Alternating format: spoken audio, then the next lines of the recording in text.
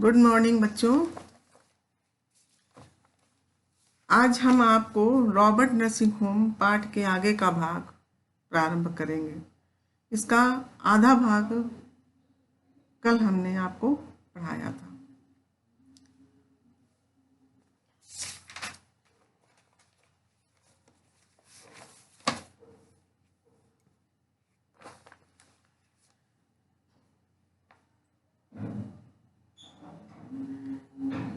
लेखक कैसे बता रहा था, इसमें आपने पढ़ा है कल।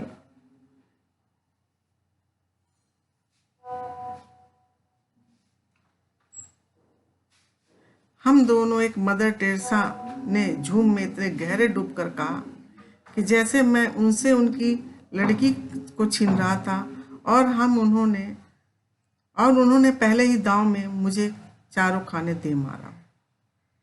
मदर चली गई। मैं सोचता रहा, मनुष्य के बीच मनुष्य ने कितनी बड़ी दीवारें खड़ी कर दी हैं। ऊंची दीवारें, मजबूत फौलादी दीवारें, भूगोल की दीवारें, जाति वर्ग की दीवारें, कितनी मनहूस, कितनी नगण्य और कितनी अजीब। ये बात कल यहाँ तक मैंने आपको पढ़ाया था।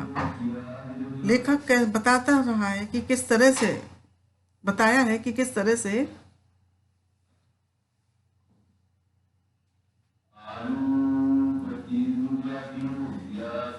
जातिगत दीवारें, ऊंच नीच की भावना की दीवारें कैसे लोगों ने खड़ी कर दी हैं, ये बतलाया गया पिछले उसमें।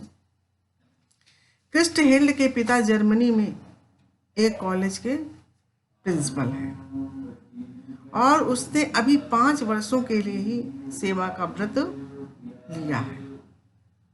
रोगिणी के गहरे काले बाल देखकर उसने कहा, तुम्हारे काले बाल मेरे पिता कैसे हैं?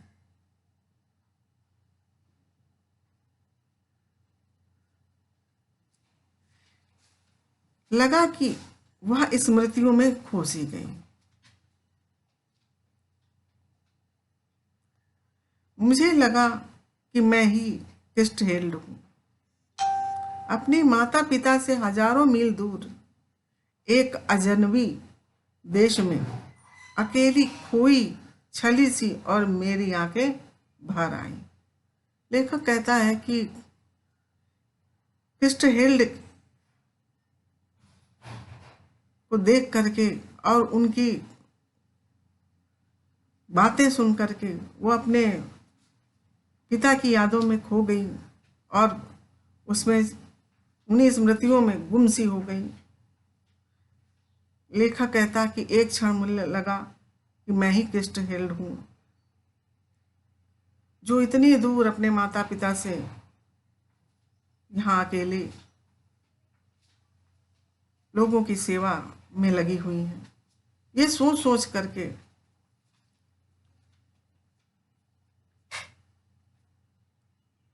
मेरी भी आंखें भर आईं। ये बात लेखक ने कहा, सोचा अपने मन में सब। लड़की मेरे आंसू में डूब गई, और किनारा पाने को उसने जल्दी से उन्हें अपने रुमाल से पोंछ दिया। उसकी सदा हंसती आंखें सम हो नरम हो आईं, और पर जरा भी नम नहीं।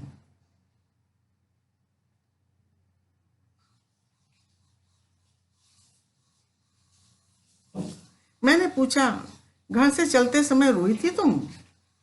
उसका भोला उत्तर था, ना, माँ बहुत रोई थी। लेखक को रोता हुआ देखकर क्रिस्ट हेल्ड जो थी वो भी थोड़ा सा मायूस हो गई, लेकिन उनकी आंखें आंसू से नम नहीं थी।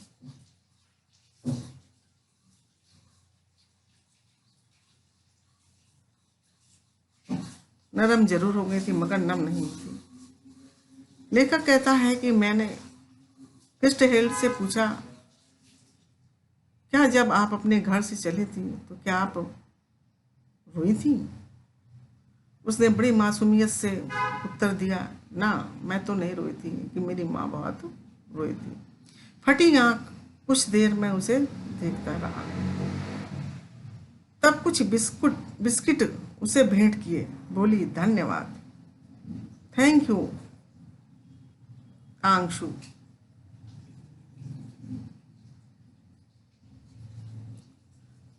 लेखक बड़ी बड़ी आंखों से एक क्षण उसको देखता रहा।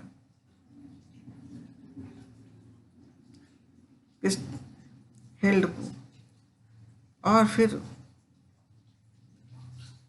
उन्होंने उस क्रिस्ट हेल्ड को कुछ बिस्किट खाने को दिए। उन्होंने कहा, थैंक यू तांगशु। वो अक्सर हिंदी, अंग्रेजी, जर्मन भाषाओं के शब्द मिलाकर बोलती हैं। हम सब हंस पड़े और हंसती हंसती भाग गई। मदर टेरेसा बातों के मूड में थी। मैंने उनके हृदय मानस में चोर दरवाजे से झांका। मदर घर से आने के बाद फिर आप घर नहीं गई? कभी मिलने जुलने भी नहीं? कान अपना काम कर चुके थे, वाणी को अपना काम करना था, पर मदर ने उसकी राह मोड़ दी। और तब मैंने सुनी ये कहानी। क्रिस्ट हेल्ड के बाद लेखक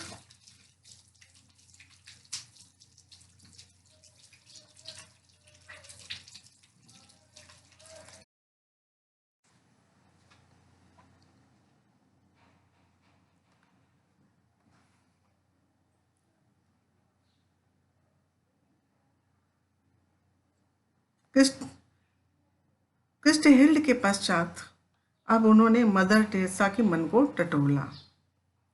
लेखक ने कहा,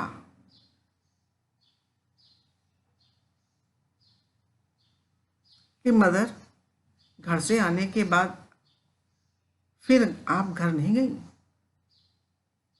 किसी से मिली जुली नहीं?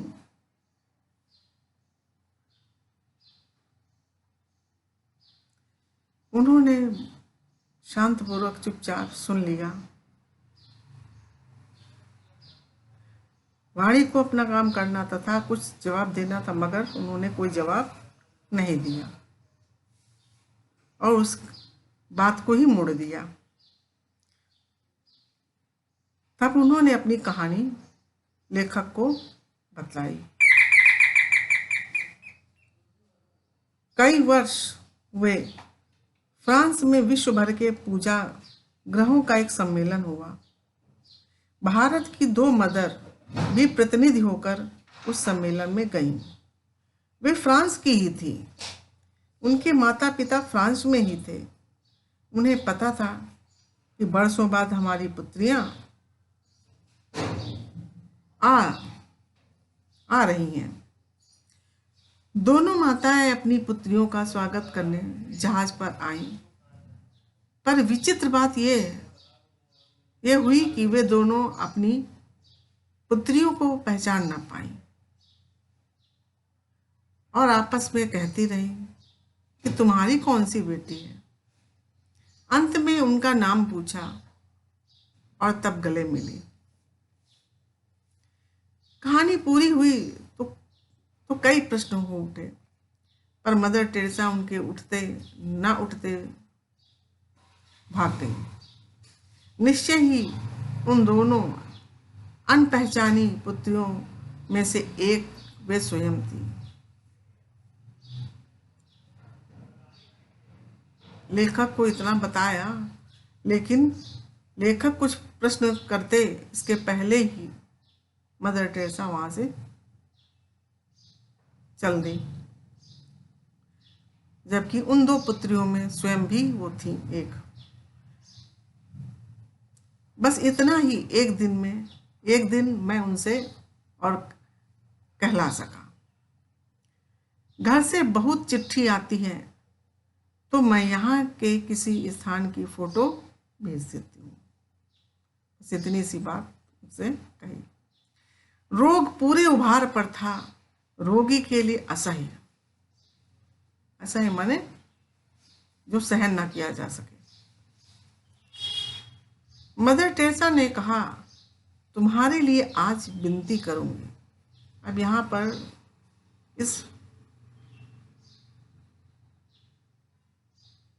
इन पंक्तियों में मदर टेरेसा जो है मरीज की बात करती हैं।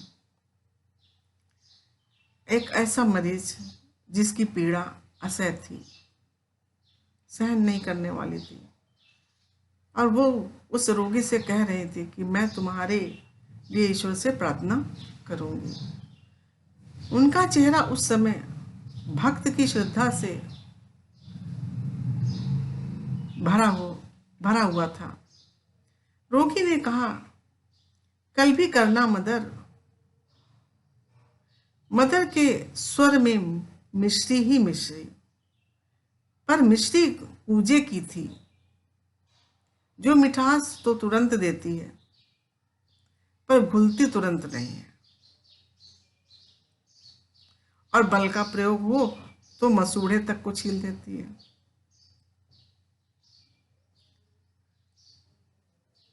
रोगी ने कहा, हे मदर, मेरे लिए कल भी दुआ करना, कल भी प्रार्थना करना। मदर टेरेसा की बातों में मिठास ही मिठास थी, मिश्री के तरह। ऐसी मिठास जैसे मिश्री होती है, अर्थात वो तुरंत नहीं घुलती।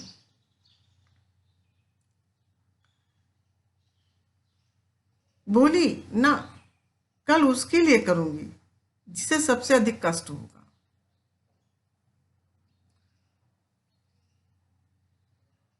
जैसे 1000 वाट का बल्ब मेरी आंखों में क्रोंद आया। उन्होंने उससे कहा, नहीं, मैं कल उस व्यक्ति के लिए प्रार्थना करूं, उस रोगी के लिए प्रार्थना करूंगी जो बहुत अधिक कष्ट झेल रहा है। लेखक कहता है कि मेरे सामने मेरी आंखें फटी की फटी रह गई।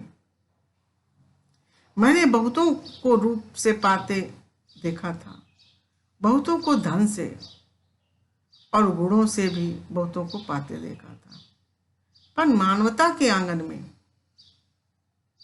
समर्पण और प्राप्ति का यह अद्भुत सौम्य स्वरूप आज अपनी ही आंखों देखा कि कोई अपनी पीड़ा से किसी को पाए और किसी का उत्सर्ग सदा किसी को पीड़ा के लिए सुरक्षित रहे।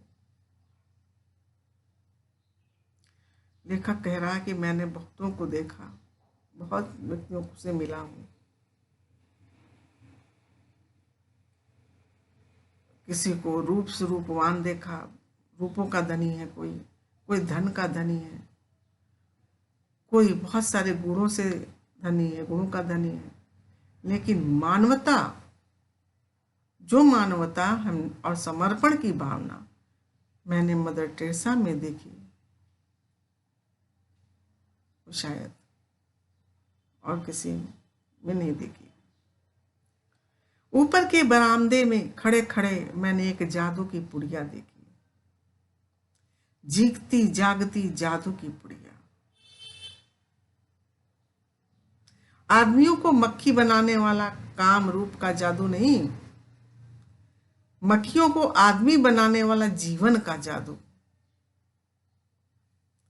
होम की सबसे बुढ़िया मदर मार्गरेट जो नाट्य कद की थी, इसीलिए उनको छोटे कद के होने के कारण जादू की पुड़िया बताया।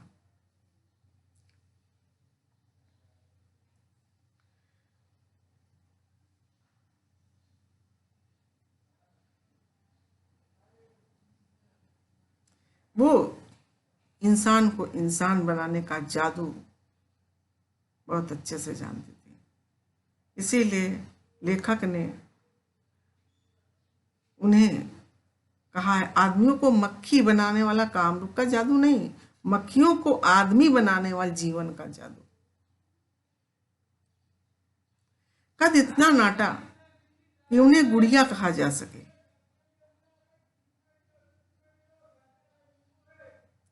पर उनकी चाल में गजब की चुस्ती, कदम में फुर्ती और व्यवहार में मस्ती।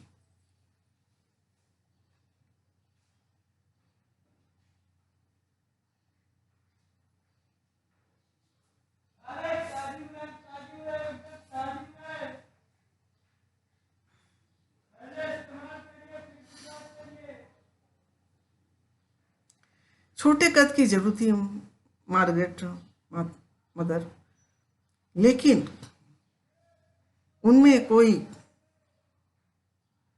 सुस्ती नहीं थी। वो चुस्त थी, बिल्कुल फुर्ती थी और खिलखिला के हंसती थी। जब हंसती थी खिलखिला करके तो लगता था जैसे मोतियों की बोरी निकल आई हो, खुल गई हो, और काम यूं की मशीन मात बन जाए। काम इतनी फुर्ती से करती थी कि उसके सामने मशीन भी फेल थी। भारत में 40 वर्षों से सेवा में रसदीन जैसे, और कुछ उन्हें जीवन में अब जानना भी तो नहीं है। ऑपरेशन के लिए एक रोगी आया, ऐश आराम में पला जीवन। कहने की बेचारे को आदत, सहने का उसे क्या पता, पर कष्ट क्या पात की क्षमता देखकर आता है। मदर, मर जाऊंगा।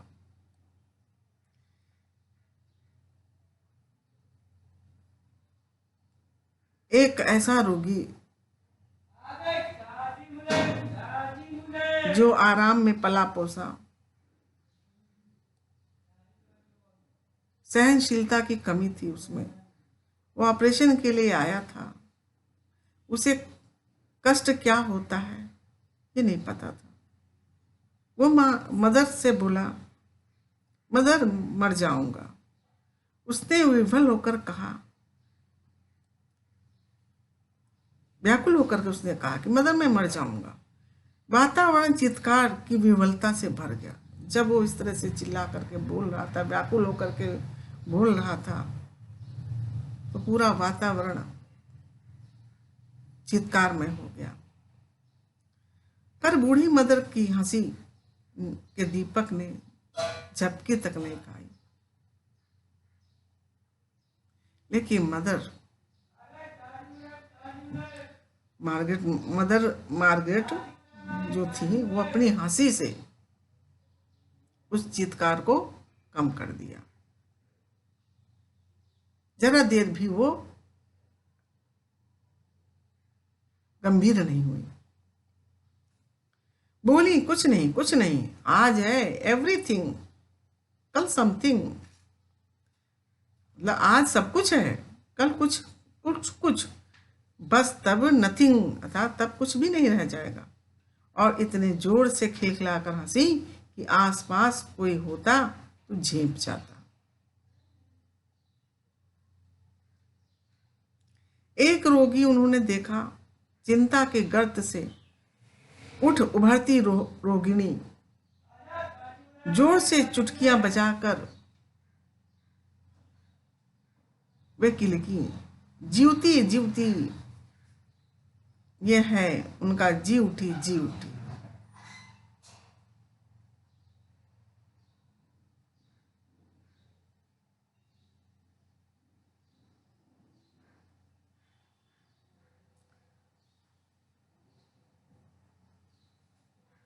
एक ऐसा रोगी जो चिंताओं से मुक्त हुआ था, उसको उसके पास जाकर चुटकी बजा करके और कहती है, जीवती जीवती, अदा जी उठी, जी उठी, तो जी गई, जी गई। कोई स्त्री, कोई महिला थी, महिला रोगी थी। ये अनुभव कितना चमत्कारी है कि यहाँ जो जितनी अधिक बूढ़ी है, वह उतनी ही अधिक उत्फुल्ल मुस्कानमयी है।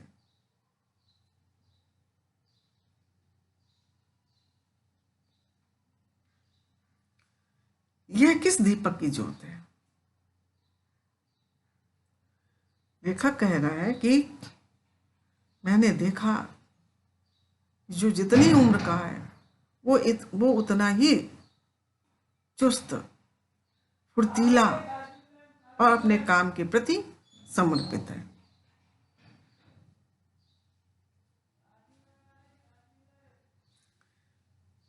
यह किस दीपक की ज्योत है? जागरूक जीवन की, जागरूक जीवन की, लक्ष्यदर्शी जीवन की, सेवा निरत जीवन की, अपने विश्वासों के साथ एकाग्र जीवन की। भाषा के भेद रहेंगे, पर यह ज्योत विश्व की सर्वोत्तम ज्योत है। सेवा की जो ज्योत है, सेवा भावना की जो ज्योत है,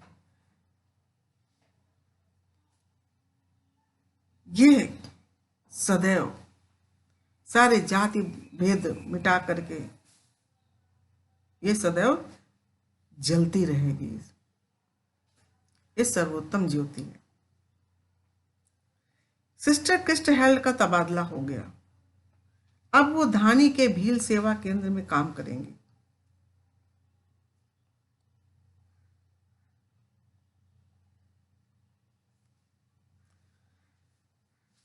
ओह, उस जंगली जीवन में यह कपूरिका,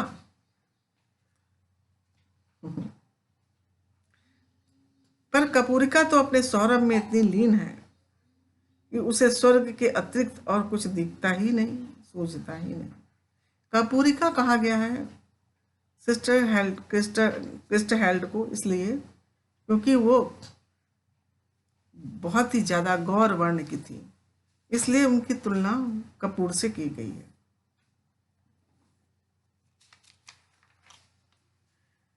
वह हम लोगों को मिलने आई, हंसती खिलती बिखरती और कुदकती। यह मतलब कहने का है कि वो बहुत ही चुलबुली नेचर की थी। यहां से जाने का उसे विषाद नहीं, कोई दुख नहीं था यहां से जाने का। एक एक नई जगह देखने का चाव उसके रूम में, नई नई जगह का, नए नए स्थानों को देखने की उत्सुकता रहती थी उनके अंदर। पर मुझे उसका जाना कचोट रसा रहा था। लेखक कह रहा है कि वो, लेकिन उनका जाना मुझे दुखदाई लग रहा था। वो दूसरे रोगियों से मिलने चली गई उस समय। इधर उधर आते जाते वो 2-3 बार कमरे के बाहर से निकले, पर फिर एक बार भी उसने उधर नहीं झांका।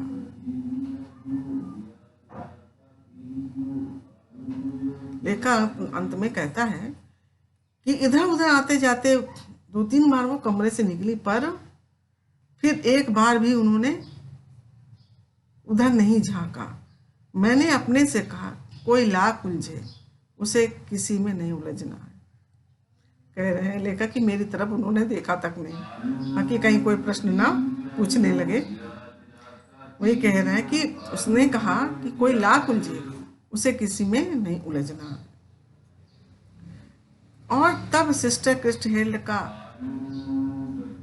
सच यह है कि सिस्टर मदर वर्ग का निस्संग, निर्लिप्त, निर्द्वंद जीवन पूरी तरह मेरे मानस चक्षुओं में समा गया।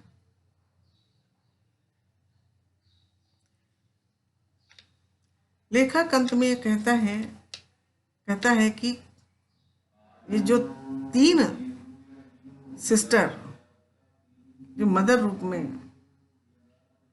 रोगियों की सेवा कर रही थी,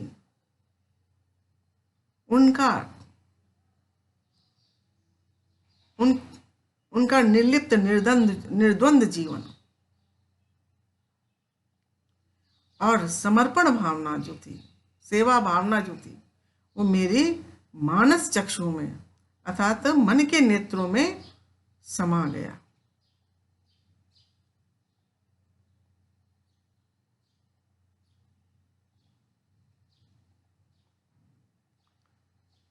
मैंने आप ही कहा, सिस्टर क्रिस्ट हेल्ड, हम भारतवासी गीता को कंठ में रखकर धनी हुए, पर तुम उसे जीवन मिले कृतार्थ हुए, क्योंकि गीता सेवा का संदेश देती है, परोपकार का संदेश देती है, कर्तव्य के कर्म करने का संदेश देती है, कर्तव्य पथ पर डटे रहो, निष्काम कर्म का संदेश देती है। ये बात लेखक ने बताया कि हम भारतवासी तो गीता को कंठ में रख करके धनी हुए, पर आप उसे जीवन में चरितार्थ किया, लोगों की सेवा करके। बच्चों, ये पाठ यहीं पर समाप्त होता है। और जो है अगला हम पद्य पीयूषम, नहीं सॉरी बच्चों, आपके पद्य भाग से, मतलब काव्यांजलि से पढ़ाएंगे।